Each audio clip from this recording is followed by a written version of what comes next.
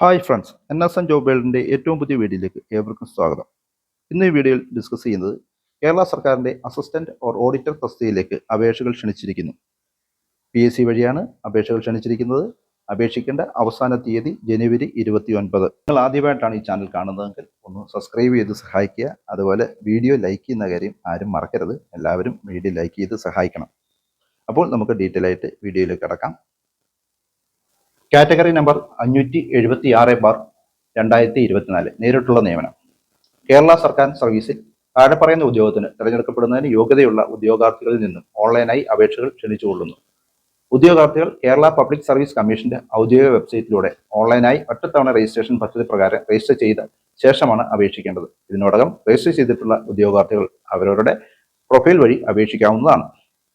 വകുപ്പ്: ഈ വിജ്ഞാപനം വഴി അപ്പോയിന്റ്മെന്റ് ചെയ്യപ്പെടുന്ന വകുപ്പുകൾ: government secretariat, Kerala public service commission, advocate general office Ernakulam, state audit വകുപ്പ്, vigilance tribunal, enquiry commission and session judge office.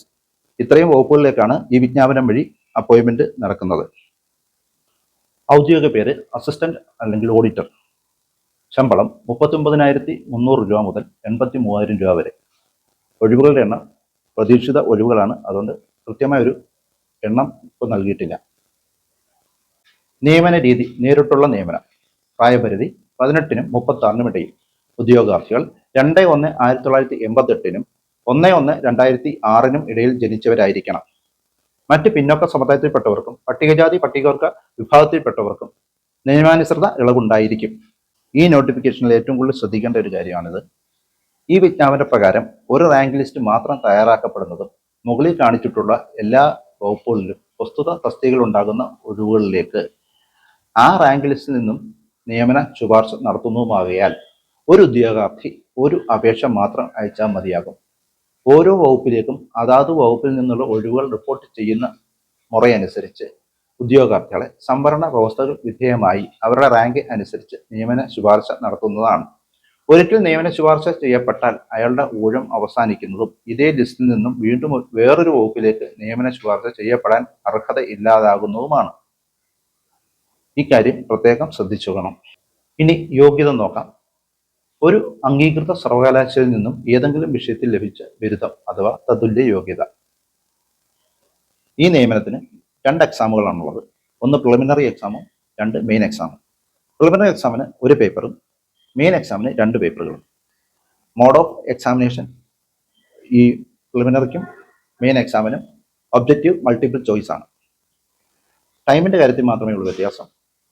Preliminary എക്സാമിന് 1 hour 50 minutes, മെയിൻ എക്സാമിന് ഫസ്റ്റ് പേപ്പറിന് 1 hour 30 minutes, സെക്കൻഡ് പേപ്പറിനും 1 hour 30 minutes. അങ്ങനെ 3 hour ആണ് മെയിൻ എക്സാമിന്റെ ഡ്യൂറേഷൻ.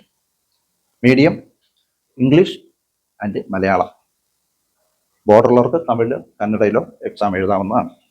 ഉദ്യോഗാർത്ഥികൾ പ്രത്യേകം ശ്രദ്ധിക്കേണ്ട ഒരു കാര്യം, നമ്മൾ അപേക്ഷയിൽ രേഖപ്പെടുത്തുന്ന സമുദായമോ ജാതിയോ SLC ബുക്കുമായി വ്യത്യാസമുണ്ട്. SLC ബുക്കിൽ രേഖപ്പെടുത്തിയിരിക്കുന്നതും വ്യത്യാസമാണെങ്കിൽ ക്രീമി ലെയർ സർട്ടിഫിക്കറ്റ്, ജാതി സർട്ടിഫിക്കറ്റ് എന്നിവ ഹാജരാക്കുന്നതിന്റെ കൂട്ടത്തിൽ ഗസറ്റ് വിജ്ഞാപനം, അതായത് ഇത് മാറ്റം വരുത്തിയിട്ടുള്ള ഗസറ്റ് വിജ്ഞാപനവും ഹാജരാക്കണം.